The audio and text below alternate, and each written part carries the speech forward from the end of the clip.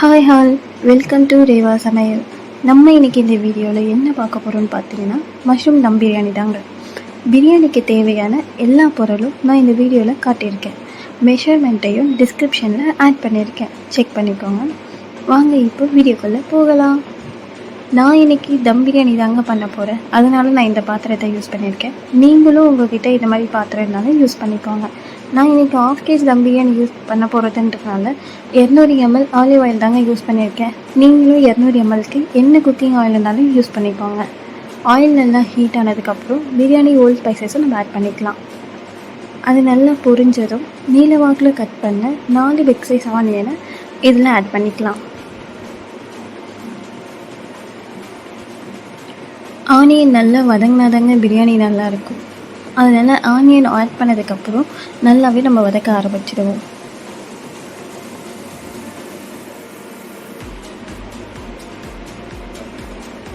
அடுப்பு ஹை ஃப்ளேம்லேயே வச்சுக்கோங்க. அப்போ தான் ஒரு கொஞ்ச நேரத்துக்கு ஆனியன் நல்லா வதங்கும்.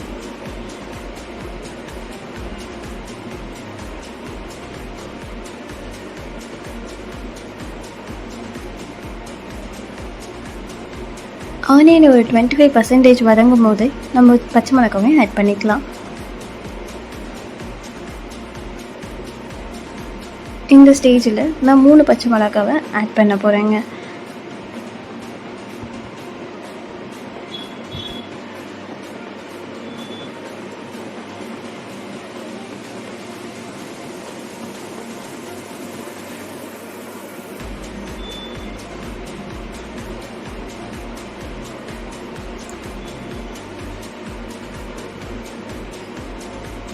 பச்சை மிளகாவும் வெங்காயமும் நல்லாவே வேகணுங்க. இப்போ அடுப்பை நீங்கள் சிம்மில் வச்சுக்கோங்க. அடுப்பை சிம்மில் வச்சு ஒரு 10 minutes அப்படியே விட்டிங்கன்னா வெங்காயம் நல்லா ப்ரௌன் கலரில் ஆகுங்க. அப்படி ஆனால் தான் பிரியாணி வாசம் நல்லாயிருக்கும். ஆனியன் பார்த்திங்கன்னா நல்லாவே வதங்கிடுச்சுங்க. இந்த ஸ்டேஜில் நம்ம இஞ்சி பூண்டு பேஸ்ட்டை ஆட் பண்ணிக்கலாம். நான் இன்றைக்கி ஃப்ளேவருக்காக புதினா, கொத்தமல்லி, இஞ்சி பூண்டு, ஒரு பச்சை மிளகாய் சேர்த்து தாங்க அரைச்சிருக்கேன். ஃப்ளேவருக்காக நல்லாவே இருக்கும்.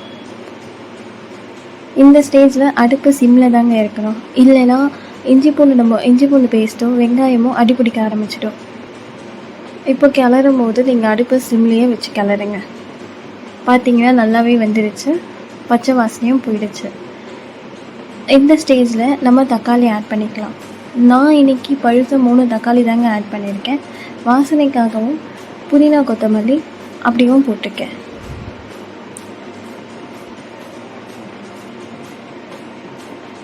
கொஞ்சமாக சால்ட் ஆட் பண்ணிக்கலாம். அப்போ தான் தக்காளி நல்லாவே வதங்கும்.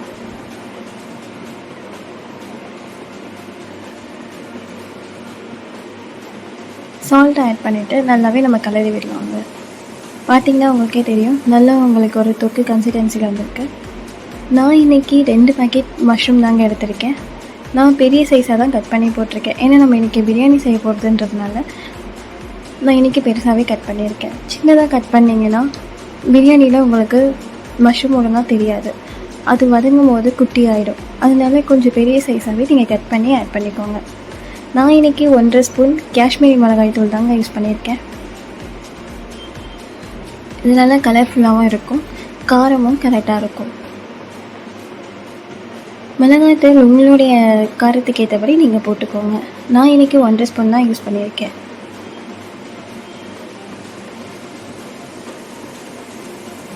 நல்லா வதங்கினதுக்கப்புறம் 4 ஸ்பூன் தயிர் தாங்க நான் எடுத்திருக்கேன்.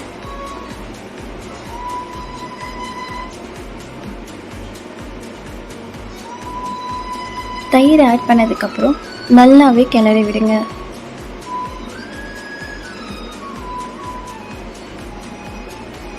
கலந்து விட்டதுக்கப்புறம் நான் அரை எலுமிச்சை பழம் தாங்க எடுத்திருக்கேன் புளிப்புக்காக.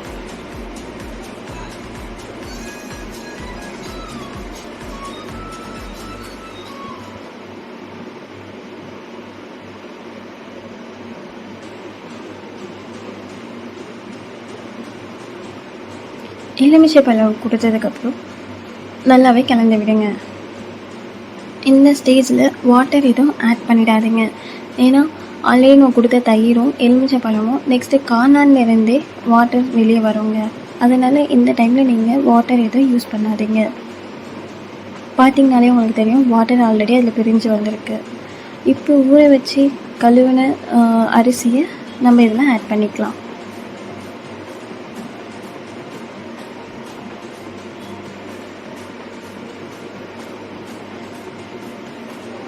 நான் இன்றைக்கி 1.5 ஆளாக்கு தான் அரிசி எடுத்திருக்கேங்க. 1க்கு 1.5 அளவில் நான் இன்றைக்கி 2 ஆளாக்கு தண்ணியை இது மெஷர்மெண்ட்டுக்கு எடுத்திருக்கேன்.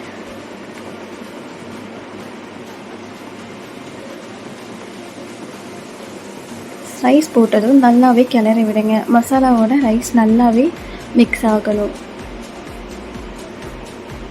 இப்போ வாட்டர் யூஸ் பண்ணிக்கலாம்.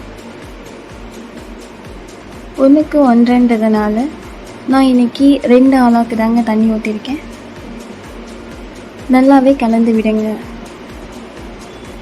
இந்த ஸ்டேஜில் நம்ம உப்பு டேஸ்ட் பார்த்துக்கலாம் கரெக்டாக இருக்கான்ட்டு. அடுப்பு இப்போ வரைக்குமே ஹை ஃப்ளேமில் தாங்க இருக்கணும். தண்ணி நல்லா கொதித்து வரணும். அரிசியும் தண்ணியும் நல்லாவே ஒன்றாகணுங்க. தண்ணி இப்போ கொதிக்க ஆரம்பிச்சிருச்சு. இன்னும் ஒரு 5 minutes வெயிட் பண்ணலாம். 5 minutesக்கு அப்புறம் அரிசியும் தண்ணியும் சேம் அளவுக்கு வரணுங்க.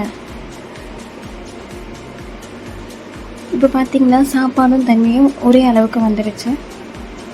இந்த ஸ்டேஜில் அடுப்பை சிம் பண்ணிவிட்டு மூடி போட்டு தம் போட்டுடலாங்க. நான் இன்றைக்கி தம்முக்கு ஒரு குண்டால் தண்ணி வச்சு தாங்க வெயிட் போட்டிருக்கேன். நீங்களும் அதே மாதிரி போட்டுக்கோங்க. 20 minutes ஆகிடுச்சு.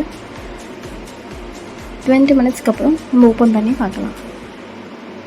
பார்த்தாலே உங்களுக்கு நல்லா தெரியும், கொஞ்சம் கூட தண்ணி இருக்காது. சாப்பாடும் உதிரியாக தான் வந்திருக்கும். இதே மாதிரி நீங்களும் உங்கள் வீட்டில் ட்ரை பண்ணிவிட்டு எனக்கு எப்படி இருக்குன்னு சொல்லுங்கள். இந்த வீடியோ உங்களுக்கு பிடிச்சிருந்தால் லைக் பண்ணுங்கள், ஷேர் பண்ணுங்கள், சப்ஸ்கிரைப் பண்ணுங்கள், பெல் ஐக்கானையும் டச் பண்ணுங்கள்.